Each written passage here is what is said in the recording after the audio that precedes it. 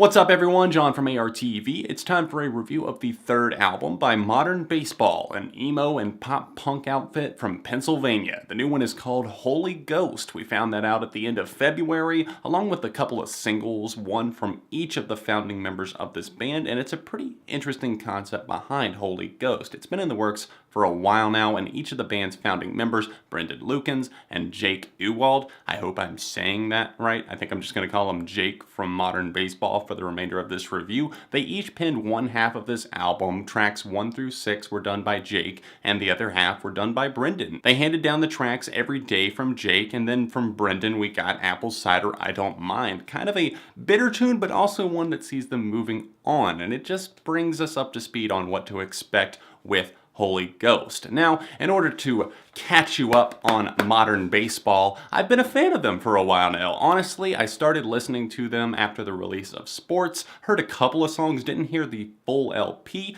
didn't hear that until I heard all of You're Gonna Miss It All in 2014, and I just thought it was such a solid record. Yes, it did not take itself that seriously. There were definitely some jokes being made, and I love that about Modern Baseball. They just feel so genuine, and honestly, with Holy Ghost, it does see them maturing lyrically, but at the same time, it's a big step forward for the band because I love how they're able to utilize both writers and just play off of their biggest strengths. I love the musicality of this record. There's definitely some more punk-leaning moments, some ones that get a little bit more intimate, like track number 6, Hiding, and then things go out on huge notes unlike anything ever done by Modern Baseball before with Just Another Face, which really showcases a new side of Brendan that I don't think we've really seen before. It's just a lengthy and detailed introspective moment that just sees some passion playing out in a longer form. Modern Baseball are known for their shorter tracks, but here they strike with a couple of longer punches like on tracks like that, and of course the third song on this record, Note to Self, which is just one of the best songs of Modern Baseball's career. Note to Self tackles several different themes. I think the idea of relationships, struggling exactly to know yourself and just improve yourself in general seems to be a recurring theme, and I love the instrumentation of that track. It just feels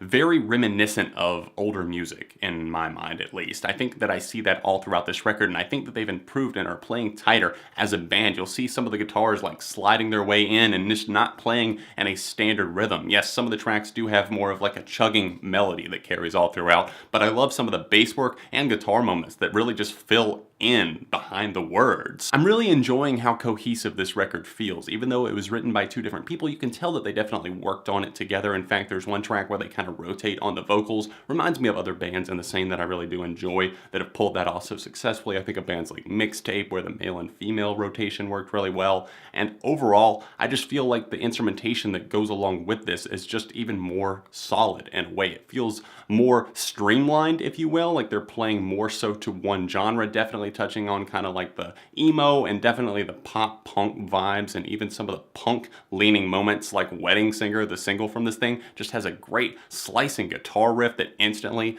becomes memorable. Tracks like Mass and Apple Cider I Don't Mind push that stream of consciousness type lyricism that I was talking about to the forefront, and I'm really enjoying it, especially on Mass. That's one of those songs that just feels like we're getting to know the band a little bit more intimately, and I love hearing stories that I can actually believe and sometimes relate to, and I like hearing kind of the introspective lyrical content and just the way that they see things. It's really interesting because you don't see that in too many bands where you can actually connect with something and it doesn't feel like they're being disingenuous or trying to sell you on something. Modern Baseball actually look like four dudes just trying to keep it together, trying to put out the awesome music and trying to find their place in life. I'm really thoroughly impressed with Holy Ghost. There are some moments that I will say kind of blend together in my mind. There's shorter tracks like Coding These to Lukens that just don't really get the job done that well for me to make it stand out at the lineup at least. Some of the shorter tracks do have a little bit of trouble gaining that momentum just because of their runtime, but I'm not saying that the shorter moments don't get the job done, because you look at Breathing in Stereo, I already highlighted Apple Cider I Don't Mind, Mass. Shorter tracks do get the job done, and then they expand and make longer tracks than they've really made in their career, and it works as well. I think Holy Ghost is definitely something you guys are going to want to check out. Only 27 minutes long. What can you really lose? Stream it on Bandcamp at the link in the the description down below. For me personally, I'm going with a 4 for Holy Ghost by Modern Baseball. I'm trying to be a little bit more concise with my reviews, so I hope you guys are enjoying that. I'm trying to kind of narrow it down and just hit the main points, just so my videos don't drag on. I'm kind of been pissed at myself lately for just